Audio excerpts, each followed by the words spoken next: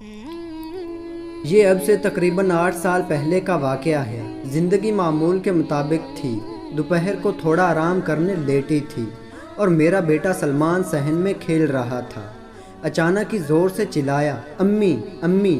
میں گھبرا کے باہر بھاگی۔ کیا ہوا سلمان؟ کیا ہوا بیٹے؟ وہ بڑی مشکل سے بولا، امی میں 5 کے سکے کو اچھال رہا تھا، وہ میرے منہ میں چلا گیا اور اب حلق میں پھنس گیا ہے۔ اس کے پاپا بھی فوراً بھاگ کر آئے اور اپنی سی ہر ممکن کوشش کر ڈالی سکہ باہر نکالنے کی، مگر کوئی کوشش کامیاب نہ ہوئی۔ سلمان رونے لگا، امی میرا دم گھٹ رہا ہے، امی مجھے بچا لو۔ اس کی گھٹی گھٹی سسکیاں، بہتے آنسو میرے سینے میں خنجر بن کے چبھنے لگے۔ ہم دونوں میاں بیوی اسے لے کر بھاگے اور قریبی ہسپتال پہنچے۔ وہ ایک بڑا مشہور پرائیویٹ اسپتال تھا۔ وہ بچے کو ایمرجنسی میں لے گئے۔ اپنی سی بھرپور کوشش کی سکہ نکالنے کی، مگر کامیاب نہ ہو سکے۔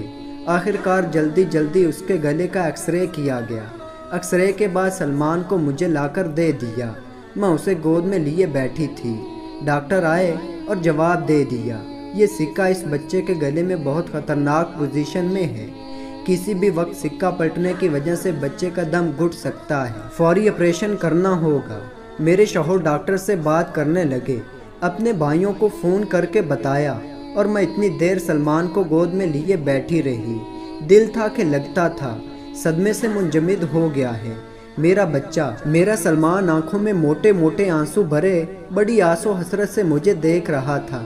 امی کیا میں مر جاؤں گا؟ بڑی آہستگی سے بولا اور میں تڑپ کر رہ گئی۔ نہیں میرے لال، اللہ تمہیں زندگی دے، سلامت رکھے۔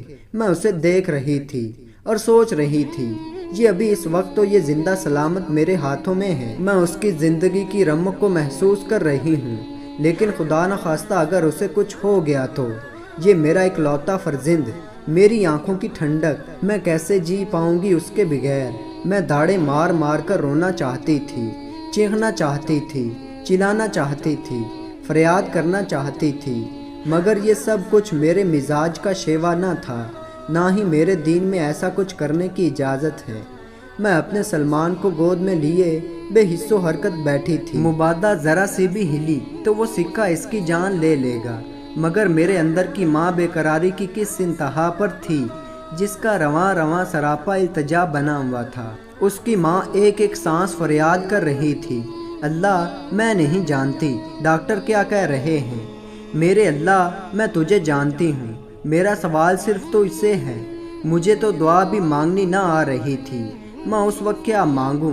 مجھے لگ رہا تھا وقت میرے ہاتھوں سے پھسلتا جا رہا ہے اور میں نے اس وقت کی دوڑ کو تھامنا ہے ہر صورت میں، مگر کیسے؟ میرے اللہ ایک بے بس ماں کی فریاد سن لے، میرے اللہ میرا سلمان، میرا سلمان، میں تجھ سے اس زندگی کی بھیک مانگتی ہوں۔ میرے بے حس و حرکت وجود کی نگاہیں سامنے درخت پر جمی تھیں، مگر میری روح طواف کر رہی تھی، بے سدھ ہو کر پکار رہی تھی، میرے اللہ میرا سلمان، میرے اللہ میرا سلمان۔ اس جسم توانا کا ایک ایک انگ تڑپ رہا تھا، اللہ سے اپنے لخت جگر کی زندگی مانگ لینے کے لیے مچل رہا تھا۔ میرے اللہ اگر تو مجسم وجود ہوتا، میں تیرے قدموں میں سر رکھ دیتی، اور بس وہ ایک لمحہ تھا آگاہی کا۔ میں ساکت بیٹھی تھی، مگر میری روح اللہ کے حضور سجدہ ریز ہو چکی تھی۔ مجھے لگ رہا تھا میرا سر میرے مولا کے قدموں میں ہے، میرا وجود انتہائی بے بسی، اطاعت، محبت، بے کسی، عاجزی اور انتہائی لاچاری کے عالم میں اللہ کے حضور سجدہ ریز تھی۔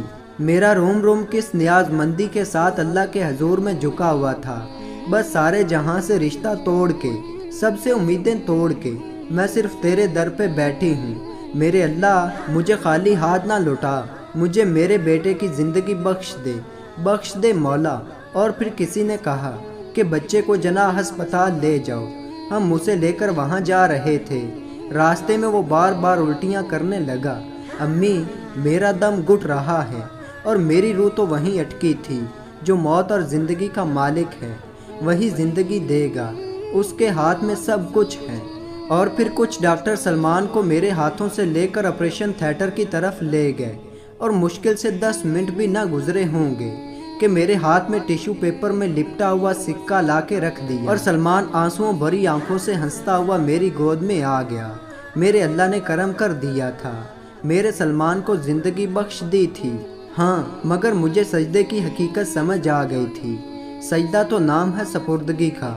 میری ذات، میری انا، میری عزت، میری اکڑ، میرا نفع، میرا نقصان، سب کچھ رب کے قدموں میں قربان۔ دل کا انتہائی محبت اور عاجزی کے ساتھ عالم خود سپردگی میں چلے جانا، یہ ہے سجدے کی اصل روح۔